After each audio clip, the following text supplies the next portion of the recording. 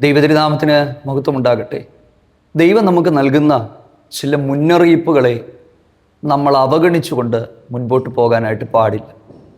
ബൈബിളിലെ തന്നെ ചില സംഭവങ്ങൾ നമുക്കുള്ള ചില മുന്നറിയിപ്പുകളാണ്.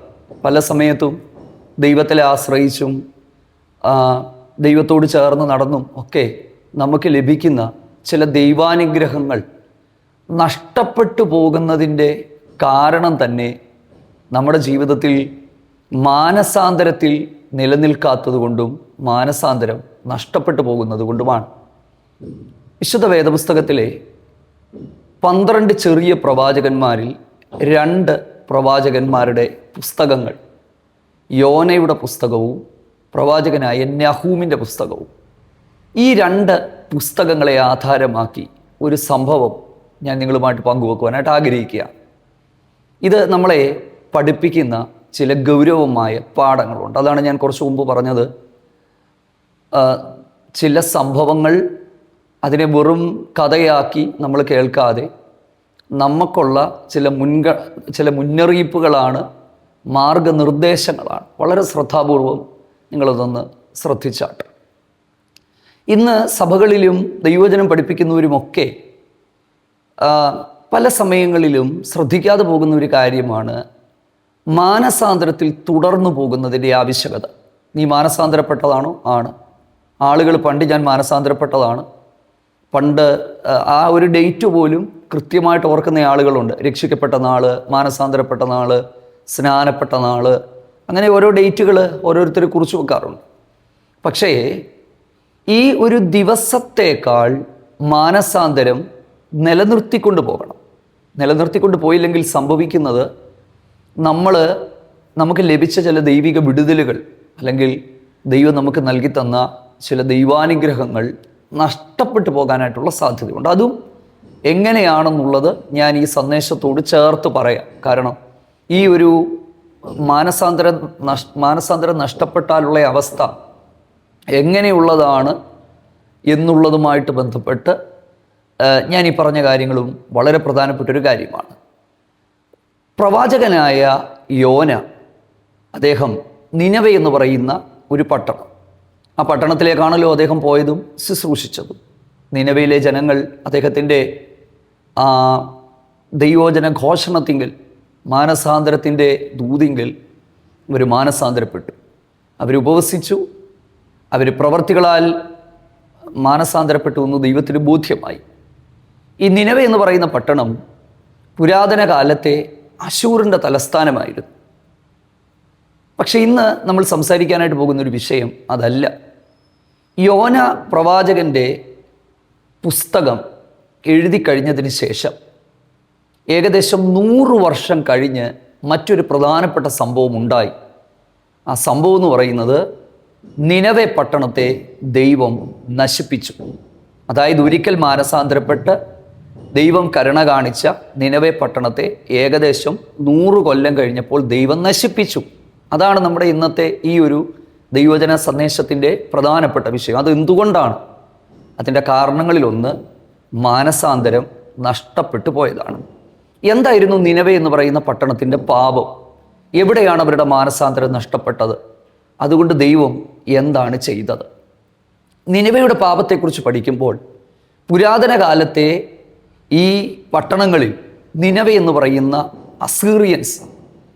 അസീറിയ എന്ന് പറയുന്ന ആ ഒരു സാമ്രാജ്യം, അതിൻ്റെ തലസ്ഥാനമാണ് നിനവെ. അവിടെയുള്ള പ്രധാനപ്പെട്ട ചില രാജാക്കന്മാരെക്കുറിച്ച് ബൈബിൾ പറയുന്നുണ്ട്. സാൻഹരീബ്, അതുപോലെ തന്നെ എസർഗദോൻ, അശുർബാനിപ്പാൽ. ഈ രാജാക്കന്മാരൊക്കെ വളരെ പ്രധാനപ്പെട്ട രാജാക്കന്മാരാണ്.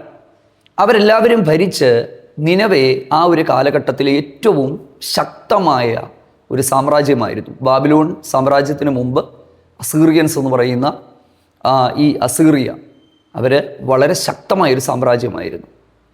ഈ അന്നത്തെ കാലത്ത് ലൈബ്രറികൾ വരെ ഉണ്ടെന്നാണ് പറയുന്നത്. കാരണം ഈ ഗവേഷകർ ഈ മെസ്സപ്പൊട്ടോമിയയുമായിട്ട് ബന്ധപ്പെട്ട് ഈ ഇറാഖിൻ്റെ ആ ഒരു ഭാഗത്ത് ടൈഗ്രിസ് നദിയുടെ സൈഡിലായിട്ട് കിടക്കുന്ന ഒരു സ്ഥലമാണ്. അവിടെ നിന്നുമുള്ള ഗവേഷണങ്ങൾ കാണിക്കുന്നത് അന്ന്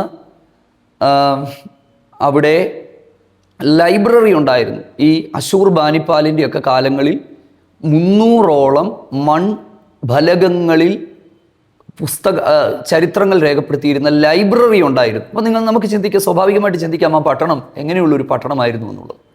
ഭയങ്കരമായ സമ്പന്നമായൊരു പട്ടണമായിരുന്നു.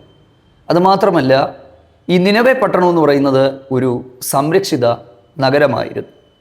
150 അടി വീതിയുള്ള, 100 അടി ഉയരമുള്ള, 16-17 മൈൽ നീളമുള്ള, വളരെ വിസ്തൃതിയുള്ള, അത്രയും മതിലുകളൊക്കെയുള്ള ഒരു സംരക്ഷിത നഗരമായിരുന്നു നിനവെ. അതായത് ശത്രുക്കൾക്കൊന്നും അങ്ങോട്ട് പ്രവേശിക്കുവാൻ കഴിയാതെ വണ്ണം നിനവെ പട്ടണത്തെക്കുറിച്ച് നിങ്ങളൊന്ന് പഠിക്കുന്നത് നല്ലതാണ്.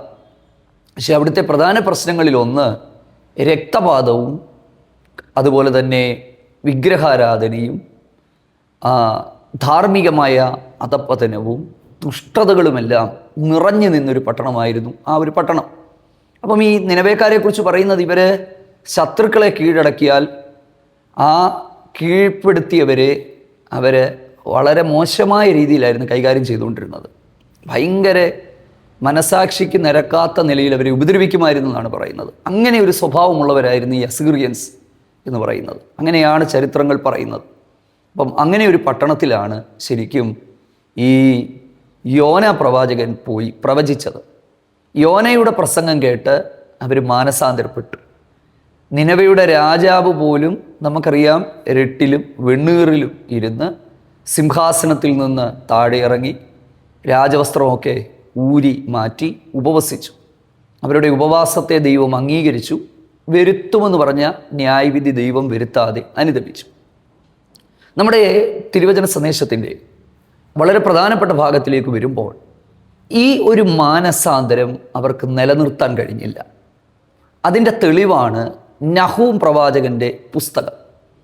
ഈ യോന പ്രവാചകൻ്റെ പുസ്തകവും നഹൂം പ്രവാചകൻ്റെ പുസ്തകവും തമ്മിൽ, ഈ സംഭവങ്ങൾ തമ്മിൽ ഏകദേശം 100 തൊട്ട് 150 വർഷങ്ങളുടെ ഇടവേള ഉണ്ടെന്നാണ് പറയപ്പെടുന്നത്. കൃത്യമായിട്ട് അറിയില്ലെങ്കിലും മിനിമം 100 വർഷം ഉണ്ടെന്നാണ് പറയുന്നത്.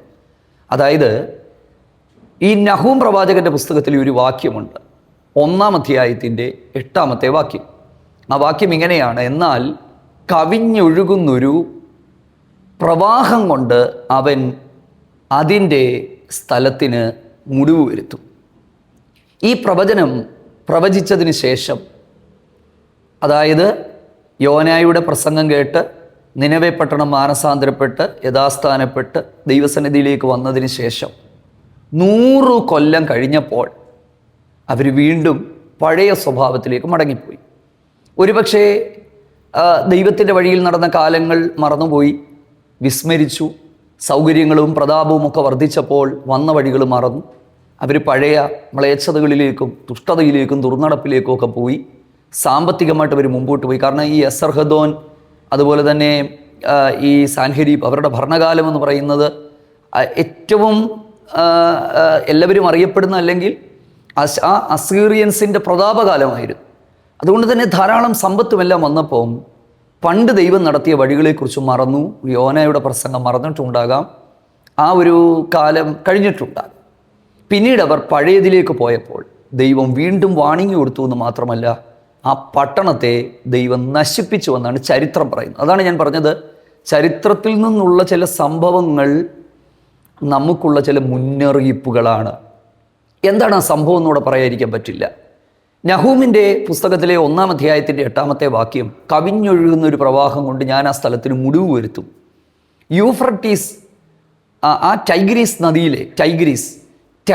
നദിയിലെ വെള്ളം കവിഞ്ഞ് ഈ ചുട്ടെടുത്ത കല്ലുകൾ കൊണ്ടുണ്ടാക്കിയ നിനവെ പട്ടണത്തിൻ്റെ മതിൽ വെള്ളത്തിൽ കുതിർന്ന് ആ പട്ടണമതിൽ ഇടിഞ്ഞു വീഴുകയും ബാബിലോണ്യർ ഈ നിനവെ പട്ടണത്തെ കീഴടക്കി അതിനെ ഇല്ലാതാക്കി കളഞ്ഞുവെന്നാണ് ചരിത്രം പറയുന്നത്. അപ്പോൾ പ്രിയപ്പെട്ടവർ, ഈ ഒരു സംഭവത്തിൽ നിന്ന് ദൈവത്തിൻ്റെ ആത്മാവ് നമ്മളെ പഠിപ്പിക്കാനായിട്ട് ഉദ്ദേശിക്കുന്നത് എന്താണ്? ഞാൻ ദൈവസന്നിധിയിൽ ദൈവവചനം വായിച്ചു കൊണ്ടിരുന്നപ്പോൾ പെട്ടെന്ന് ദൈവത്തിൻ്റെ ആത്മാവ് ഒരു പ്രകാശനം എൻ്റെ ഉള്ളിൽ തന്നതുകൊണ്ടാണ്. ഞാൻ ഈ പറയുന്ന കാര്യങ്ങളൊന്ന് ശ്രദ്ധിച്ച് കേൾക്കണേ. നമ്മുടെ ജീവിതത്തിലെ മാനസാന്തരം ദിനം തോറും ഉണ്ടാകണം. പല ദൈവിക വിടുതലുകളും നമുക്ക് നഷ്ടപ്പെട്ടു പോകുന്നത് നമ്മുടെ മാനസാന്തരം നഷ്ടപ്പെട്ടു പോകുന്നത് കൊണ്ടാണ്. നിങ്ങൾ ശ്രദ്ധിച്ചിട്ടില്ലേ, പണ്ടൊക്കെ വളരെ ആവേശത്തോടെ വിശ്വാസത്തോടെ ഇറങ്ങിയവരുടെ പിൻതലമുറകൾ തകർച്ചകളിലൂടെ കടന്നു പോകും. അവർ ദൈവത്തിൻ്റെ അനുഗ്രഹങ്ങൾ അനുഭവിക്കാൻ കഴിയാതെ, ദൈവാലോചനകൾ അനുഭവിക്കുവാൻ കഴിയാതെ, ദൈവകൃപയിൽ മുന്നേറാൻ കഴിയാതെ പലരും ശരിയായ ഒരു ഭാഷയിൽ പറഞ്ഞാൽ ബന്ധിക്കപ്പെട്ട അവസ്ഥയിൽ കടന്നു പോകുന്നതായിട്ട് നമുക്ക് കാണാനായിട്ട് പറ്റും. ഇതിൻ്റെ കാരണം എന്താണ്? വിശുദ്ധ മത്തായി എഴുതിയ സുവിശേഷം 11-ാം അധ്യായം നമ്മൾ പഠിക്കുമ്പോൾ യേശു കർത്താവ് ഇങ്ങനെ പറഞ്ഞു, അശുദ്ധാത്മാവ് ഒരു മനുഷ്യനെ വിട്ടിട്ട് അതെ നീരില്ലാത്ത പ്രദേശങ്ങളിൽ തണുപ്പ് തേടി അലഞ്ഞ് വിട്ടുപോകുന്ന ഭവനത്തിലേക്ക് തിരിച്ചു ചെല്ലാനായിട്ട് ശ്രമിക്കുകയാണ്. നമ്മളിപ്പോഴും ഒരു കാര്യം മനസ്സിലാക്കണം, വളരെ ശ്രദ്ധിച്ച് മനസ്സിലാക്കണം. ഞാൻ ഈ ദൈവിക വിടുതൽ ശുശ്രൂഷകൾ, അല്ലെങ്കിൽ എല്ലാവരും ശാരീരികവും ആത്മീകവുമായ എല്ലാ മേഖലകളിലും വിടുവിക്കപ്പെടണമല്ലോ. ഒരു വ്യക്തി പൂർണ്ണമായും അവൻ ആ പൈശാചിക ബന്ധനങ്ങളിൽ നിന്ന് വിടുവിക്കപ്പെട്ട് ദൈവകൃപ അനുഭവിച്ച് ശരീരത്തിലും മനസ്സിലും അവൻ സ്വസ്ഥതയുള്ളവനായി ജീവിക്കുക എന്നുള്ളത് ദൈവോദ്ദേശമായതുകൊണ്ട് തന്നെ ഞാൻ അങ്ങനെയുള്ള ഒരു ശുശ്രൂഷകൾ കൂടെ ചെയ്യാൻ ഇഷ്ടപ്പെടുന്ന ഒരാളായതുകൊണ്ട്, ചെയ്യുന്ന ഒരാളായതുകൊണ്ട് അനുഭവത്തിൽ നിന്ന് ഞാൻ മനസ്സിലാക്കിയ ചില കാര്യങ്ങൾ, ഒരിക്കൽ നമുക്ക് ലഭിച്ച അനുഗ്രഹങ്ങളും വിടുതലുകളും ഒക്കെ പല സമയങ്ങളിലും നഷ്ടപ്പെട്ടു പോകുന്നതിൻ്റെ, ദൈവസാന്നിധ്യം നഷ്ടപ്പെട്ടു പോകുന്നതിൻ്റെ കാരണം അവിടെ എഴുതിയിരിക്കുന്നത് ആ വീട് അടിച്ചു വാരി അലങ്കരിച്ച് കാണപ്പെടുന്നു. പക്ഷെ അവിടെ നമ്മൾ ശ്രദ്ധിക്കാത്തൊരു പദം ഒഴിഞ്ഞതായി കാണപ്പെടുന്നു. ഒഴിഞ്ഞതായി കാണപ്പെടുന്നു. പണ്ടൊക്കെ ഞാൻ വിചാരിച്ചിരുന്നത് നമ്മൾ രക്ഷിക്കപ്പെട്ടു, നമ്മൾ ദൈവകൃപയെ വന്നു, നമ്മൾ ഏതെങ്കിലും ദൈവസഭയെ പോകുന്നു, ആരാധിക്കുന്നു, അതുകൊണ്ട് ഒരിക്കലും തീരുന്നില്ല. നമ്മുടെ ജീവിതം ഒരിക്കലും ഒഴിയാൻ പാടില്ല. ഈ ഒഴിയുക എന്ന് പറഞ്ഞാൽ നിറയ്ക്കുന്നത് പരിശുദ്ധാത്മാവാണ്. പരിശുദ്ധാത്മാവിൻ്റെ ശക്തിയിൽ നിലനിന്നുകൊണ്ട് മാനസാന്തരം നഷ്ടപ്പെടാതെ മുൻപോട്ട് പോയെങ്കിൽ മാത്രമേ ദൈവാനുഗ്രഹങ്ങൾ നഷ്ടപ്പെടാതെ ഇരിക്കുകയുള്ളൂ. അവിടെ കർത്താവ് അതാണ് പറഞ്ഞത്. ഈ ദുഷ്ട തലമുറയ്ക്കും അങ്ങനെ സംഭവിക്കും. ഈ കാര്യം പറഞ്ഞതിന് ശേഷം ഏത് കാര്യമാണ്? തന്നിലും ശക്തിയേറിയ 7 ആത്മാക്കളെ കൊണ്ട് തിരിച്ചു വരും. അപ്പം ഈ പിശാചിൻ്റെ ഒരു പൊതു സ്വഭാവം എന്ന് പറഞ്ഞാൽ വിട്ടുപോയാലും തിരിച്ചു വരാനായിട്ട് അവൻ നോക്കിയിരിക്കും. നമുക്ക് നമ്മുടെ നാടും വീടും ഒക്കെ ഇഷ്ടമായതുപോലെ അതിനും ഇഷ്ടമാണ്. അതുകൊണ്ടാണ് ഈ പാപ സ്വഭാവങ്ങളും ഈ ചില പഴയ വിഷയങ്ങളുമൊക്കെ കുറേ നാൾ കഴിയുമ്പം വീണ്ടും ചിലരുടെ ജീവിതത്തിൽ പൊങ്ങി വരും. അപ്പോൾ അവർക്ക് സംശയം തോന്നും, ദൈവം ഒരിക്കൽ വിടുവിച്ചതാണ്, പക്ഷെ പിന്നെയും എന്താണ് ഇങ്ങനെ സംഭവിക്കുന്നത്? അതിൻ്റെ കാരണം ഇത്രയും മാത്രമേ ഉള്ളൂ, ആ ഒരു ആത്മനിറവിൻ്റെ ജീവിതത്തിൽ മുന്നോട്ട് പോകാനായിട്ട് അവർക്ക് കഴിഞ്ഞില്ല. രണ്ടാമത്തെ കാര്യം എന്ന് പറയുന്നത് മാനസാന്തരം നിലനിർത്താനായിട്ട് അവർക്ക് കഴിയാതെ പോയി. എൻ്റെ പ്രിയപ്പെട്ടവരെ, നമുക്ക് എന്തെല്ലാം മേഖലകളിൽ ഇനിയും നമുക്ക് മാനസാന്തരം ആവശ്യമാണ്. നമ്മൾ വിചാരിക്കുന്നത് നമ്മൾ മാനസാന്തരപ്പെട്ടു, എല്ലാം തികഞ്ഞു. ഒരിക്കലുമല്ല. എനിക്കും നിങ്ങൾക്കുമെല്ലാം പല വിഷയങ്ങളിൽ മാനസാന്തരപ്പെടാനായിട്ടുണ്ട്. നമ്മുടെ സാമ്പത്തിക ഇടപെടൽ, നമ്മുടെ നോട്ടം, ദൈവത്തോടുള്ള ബന്ധം. സ്നാപക യോഹന്നാൻ വിളിച്ചു പറഞ്ഞത് മാനസാന്തരത്തിന് യോഗ്യമായ ഫലം കയ്പി. മാനസാന്തരത്തിൻ്റെ ഫലം നമ്മളിൽ നിന്ന് പുറപ്പെടണം. വ്യക്തികളുമായിട്ടുള്ള ബന്ധത്തിൽ എല്ലാ മേഖലകളിലും നമുക്ക് മാനസാന്തരം ആവശ്യമാണ്. എന്തിനേറെ പറയുന്നു, സഭയ്ക്ക് പോലും മാനസാന്തരം ആവശ്യമാണല്ലോ. അതുകൊണ്ടാണല്ലോ വെളിപ്പാട് പുസ്തകത്തിലെ 7 സഭകളോട് ദൂത് പറയുമ്പോൾ അതിൽ 2 സഭകളോട് മാത്രമേ മാനസാന്തരം ആവശ്യം ഉള്ളതായിട്ട്, അല്ലെങ്കിൽ നിങ്ങൾ മാനസാന്തരപ്പെടണമെന്ന് പറയാത്തത് 2 സഭകളോടെ ഉള്ളൂ. അതേതൊക്കെയാണ്? സ്മുർണ സഭയും ഫിലദൽഫിയ സഭയും. മറ്റ് സഭകളോട് പറയുമ്പോൾ എഫസോ സഭയോട്, പെർഗമോസ്, ലവോദിക്യ, തുയത്തൈര, സർദീസ്, ഇവരോടൊക്കെ പറയുമ്പോൾ ആവർത്തിച്ച് പറയുന്ന ഒരു കാര്യമാണ് മാനസാന്തരപ്പെടുക. നീ ഏതിൽ നിന്ന് വീണിരിക്കുന്നുവെന്ന് ഓർക്കുക, ആദ്യത്തെ പ്രവൃത്തി ചെയ്യുക. തുയത്തൈര സഭയോട് പറയുകയാണ്, ഞാൻ ഇസബേലിന് മാനസാന്തരപ്പെടാനുള്ള സമയം ഞാൻ കൊടുത്തു, പക്ഷേ അവൾക്ക് മടങ്ങി വരാൻ മനസ്സിലില്ല. അവളോട് മാത്രമല്ല, അവളുമായി പാപം ചെയ്യുന്നവരെയെല്ലാം ഞാൻ അവരുടെ മക്കളെ കൊന്നുകളയും, പ്രവർത്തിക്ക് തക്കവണ്ണം ഞാൻ പ്രതിഫലം അവർക്ക് കൊടുക്കും. അപ്പോൾ പ്രിയപ്പെട്ടവരെ, ഈ മാനസാന്തരത്തിൻ്റെ സമയം എന്ന് പറയുന്നൊരു കാര്യമുണ്ട്. എന്താണ് ഈ മാനസാന്തരത്തിൻ്റെ സമയം? നിനവെ പട്ടണത്തെ ദൈവം നശിപ്പിക്കുന്നതിന് മുൻപ് പ്രവാചകനായ യോന എന്ന് പറയുന്ന ഒരു വ്യക്തിയെ പട്ടണത്തിലേക്ക് ദൈവം അയച്ചു. ഒരു വാണിംഗ് കൊടുത്തതിന് ശേഷമാണ് നശിപ്പിച്ചത്. വീണ്ടും അടുത്ത 100 വർഷത്തോളം ദൈവം കാത്തിരുന്നു. ഏറ്റവും ഒടുവിൽ ഒരുപക്ഷെ ദൈവിക ഇടപെടലുകളൊക്കെ ഉണ്ടാകാം, പക്ഷെ അതിനെ അവഗണിച്ചുകൊണ്ട് അവർ മുൻപോട്ട് പോയപ്പോൾ ഏറ്റവും ഒടുവിലാണ് കുറച്ച് മുമ്പ് ഞാൻ പറഞ്ഞ ആ ഒരു വലിയ സംഭവം നടക്കുന്നത്. ബാബിലോണ്യരെ ദൈവം ശക്തീകരിക്കുകയാണ്. നമ്മൾ ഈ പുരാതന കാലത്തെ സാമ്രാജ്യങ്ങൾ നമ്മൾ പഠിച്ചാൽ ഈജിപ്ഷ്യൻസ്, ബാബിലോണിയർ, അസീറിയർ, ഇങ്ങനെയുള്ള വലിയ സാമ്രാജ്യങ്ങൾ അതൊക്കെ പ്രതാപത്തിലൂടെ കടന്നുപോയി. അവരുടെ പ്രതാപകാലത്തിൽ അവർ ദൈവത്തെ മറന്നപ്പോൾ അടുത്ത സാമ്രാജ്യത്തെ ദൈവം എഴുന്നേൽപ്പിച്ചു. എന്നിട്ട് ഇവരെ ദൈവം പഠിപ്പിച്ചു. അങ്ങനെയാണ്. ഇനിയും ദൈവത്തിൻ്റെ കരങ്ങളിൽ ഉപയോഗിക്കപ്പെട്ടവർ അഹങ്കരിച്ചപ്പോൾ അവരെ ഇല്ലാതാക്കാൻ ദൈവം അടുത്ത സാമ്രാജ്യങ്ങളെ ദൈവം എഴുന്നേൽപ്പിച്ചു. ശരിക്കും ചരിത്രത്തിൽ നമ്മൾ നോക്കുമ്പോൾ ദൈവത്തിൻ്റെ ആ ഒരു പരമാധികാരവും ഇടപെടലും നമുക്ക് കാണാനായിട്ട് പറ്റും. അതുകൊണ്ട് വിശ്വാസ ജീവിതത്തിൽ ഏറ്റവും പരമപ്രധാനമായ കാര്യങ്ങളിൽ ഒന്ന് മാനസാന്തരപ്പെടുക എന്നുള്ളതാണ്. മാനസാന്തരം ഒരിക്കൽ മാത്രമല്ല, നാം മാനസാന്തരപ്പെട്ടുകൊണ്ടേയിരിക്കണം. അനുദിന ജീവിതത്തിൽ നമുക്ക് ആ മാനസാന്തരം ആവശ്യമാണ്. മാനസാന്തരത്തിന് തക്കതായ പ്രവർത്തികൾ ഉണ്ടാകണം. ഞാൻ മാനസാന്തരപ്പെട്ടു എന്ന് പറഞ്ഞിട്ട് കാര്യമില്ല. ദൈവത്തിന് ആ മാനസാന്തരം ശരിയായ മാനസാന്തരവും അനുതാപവുമാണെന്നുള്ള ബോധ്യം വരുത്തണം. അങ്ങനെ ദൈവത്തെ ഒന്ന് ബോധ്യപ്പെടുത്താൻ നമ്മുടെ പ്രവർത്തികളെ നമുക്ക് കഴിയുന്നുണ്ടോ? പല സമയങ്ങളിലും വാക്കുകളിലും ഏറ്റുപറയും, പ്രാർത്ഥിക്കും, ഉപവസിക്കും. അതുമായിട്ട് ബന്ധപ്പെട്ടൊരു കാര്യങ്ങൾ കൂടെ ഉണ്ട് കേട്ടോ, ഉപവാസം. ഇനിയും ഈ ഓണാവധിയുടെ നാളുകളെല്ലാം ഉപവാസത്തിൻ്റെ ദിവസങ്ങളാണല്ലോ. ഞങ്ങൾ കുറച്ച് ദിവസങ്ങൾ ഉപവസിക്കാനായിട്ട് ആഗ്രഹിക്കുകയാണ്. അപ്പം ഈ ഉപവാസത്തിൻ്റെ വിടുതലുകൾ പോലും നിനവെ പട്ടണവുമായിട്ട് ബന്ധപ്പെട്ട് ഞാനതിനെ മറ്റൊരു മെസ്സേജായിട്ട് പറയാം. അവിടെ എഴുതിയിരിക്കുന്നത് അവർ ഉപവസിച്ചു. ഇത് നിനവെ പട്ടണം. പ്രവർത്തികളാൽ അവർ മാനസാന്തരപ്പെട്ടെന്ന് ദൈവത്തിന് ബോധ്യമായി. നമ്മുടെ പ്രവർത്തി, നമ്മളെ ആരൊക്കെയോ പറഞ്ഞു പഠിപ്പിച്ചു. പുതിയ നിയമത്തിൽ വരുമ്പം പ്രവൃത്തി വേണ്ട, കൃപയാലാണ് രക്ഷിക്കപ്പെട്ടത്. സത്യമാണ്. ഒരു പ്രവൃത്തിയാലും അല്ല, നമ്മൾ ചെയ്യുന്ന ഒരു പ്രവൃത്തിയാലുമല്ല രക്ഷിക്കപ്പെടുന്നത്, കൃപയാലാണ്. ന്യായപ്രമാണ കാലഘട്ടത്തിൽ പ്രവൃത്തിയാലായിരുന്നു രക്ഷ. പക്ഷേ ഇന്ന് ഈ ഒരു കാലഘട്ടത്തിൽ കൃപയാലാണ്. യേശുവിനെ രക്ഷകനും കർത്താവുമായി സ്വീകരിച്ച് ആ ഒരു പാപമോചനം വിശ്വാസത്തോടുകൂടി നമ്മൾ ഏറ്റെടുത്ത് ക്രിസ്തുവിന് വേണ്ടി തൻ്റെ ജീവിതത്തെ സമർപ്പിച്ച് ദൈവകൽപ്പനകൾ അനുസരിച്ച് രക്ഷിക്കപ്പെട്ട് കർത്താവിൻ്റെ കൽപ്പനകളൊക്കെ അനുസരിച്ച് ഒരു വ്യക്തി പരിശുദ്ധാത്മാവിൽ ജീവിക്കുമ്പോൾ അങ്ങനെയാണ് ആ വ്യക്തി രക്ഷിക്കപ്പെടുന്നത്. പക്ഷേ രക്ഷിക്കപ്പെട്ടവർക്ക് പ്രവൃത്തി വേണ്ട എന്ന് ആരെങ്കിലുമൊക്കെ പഠിപ്പിക്കുന്നുണ്ടെങ്കിൽ അത് ശുദ്ധ മണ്ടത്തരമാണ്. പ്രവൃത്തികളാൽ അവർ മാനസാന്തരപ്പെട്ടു എന്ന് ദൈവത്തിന് മനസ്സിലായി. ഈ വെളിപ്പാട് പുസ്തകത്തിലെ 7 സഭകളിലേക്ക് നമ്മൾ വരുമ്പോൾ അവിടെയും മാനസാന്തരത്തിൻ്റെ പ്രവൃത്തി ചെയ്യാനാണ് ദൈവം ആവശ്യപ്പെടുന്നത്. ഈ അപകടകരമായ പഠിപ്പിക്കലുകളിൽ നിന്നൊക്കെ നമ്മളൊന്ന് രക്ഷപ്പെട്ടു പോകണം കേട്ടോ. തലമുറകളെയൊക്കെ വഴിതെറ്റിക്കുന്ന ഒരുപാട് ദുരുപദേശങ്ങളുണ്ട്. എനിക്കറിയാവുന്ന ഒത്തിരി പേര് അതിൻ്റെ അകത്ത് പോയി പെട്ട്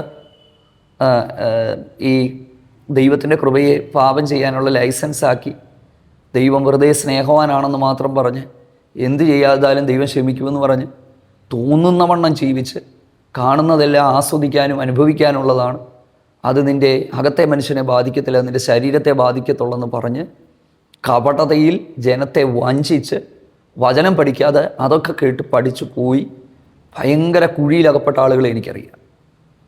എൻ്റെ പ്രിയപ്പെട്ടവരെ, ജീവനുള്ള ദൈവത്തിൻ്റെ കരങ്ങളിൽ വീഴുന്നത് ഭയങ്കരമാണെന്ന് ആ ദൈവത്തിൻ്റെ വചനം പറയുന്നത്. പക്ഷെ വീണ്ടും ദൈവത്തിൻ്റെ ആത്മാവ് വചനത്തിലൂടെ ഒരു മാനസാന്തരത്തിലേക്ക് മടങ്ങി വരുവാനായിട്ടുള്ള ഒരാഹ്വാനം നമുക്ക് നൽകിത്തരികയാണ്. അപ്പോൾ ഒരിക്കൽ മാനസാന്തരപ്പെട്ടിട്ട് പിന്നീട് എങ്ങനെയും ജീവിക്കുക എന്നുള്ളതല്ല. ഈ തിരുവചന സന്ദേശം കേൾക്കുമ്പോൾ യോനയുടെ പുസ്തകവും നഹൂമിൻ്റെ പുസ്തകങ്ങളിലെ സംഭവങ്ങൾ നമുക്ക് തരുന്നൊരു ഗുണപാഠമുണ്ട്, നമുക്കൊരു മുന്നറിയിപ്പാണത്. നാം മാനസാന്തരപ്പെട്ടു അല്ലെങ്കിൽ നാം രക്ഷിക്കപ്പെട്ടു എന്ന് മാത്രമല്ല, ഓരോ ദിവസവും ദൈവം മുമ്പാകെ, ദൈവവചനത്തിന് മുമ്പാകെ നല്ല മനസാക്ഷിയോടെ ദൈവം ആഗ്രഹിക്കുന്ന നിലയിൽ ആയിത്തീരാൻ കർത്താവ് നമുക്ക് കൃപ നൽകട്ടെ. പ്രാർത്ഥിക്കാം. കരുണയുള്ള ദൈവമേ, ഞങ്ങളുടെ സ്വർഗീയ നല്ല കർത്താവേ, ദൈവമുഖത്തേക്ക് ഞങ്ങൾ നോക്കുന്നു. ഞങ്ങളുടെ മാനസാന്തരത്തിൻ്റെ അനുഭവങ്ങൾ നഷ്ടപ്പെട്ടു പോകാതെ മുമ്പോട്ട് പോകാൻ കർത്താവ് ഞങ്ങൾക്ക് കൃപ നൽകണമെന്ന് പ്രാർത്ഥിക്കുന്നു. മാനസാന്തരത്തിന് യോഗ്യമായ ഫലം കായ്ക്കുക ഞങ്ങളുടെ ജീവിതത്തിൻ്റെ സമസ്ത മേഖലകളിലും ഞങ്ങൾക്കൊരു മാനസാന്തരം തരണേ കർത്താവേ.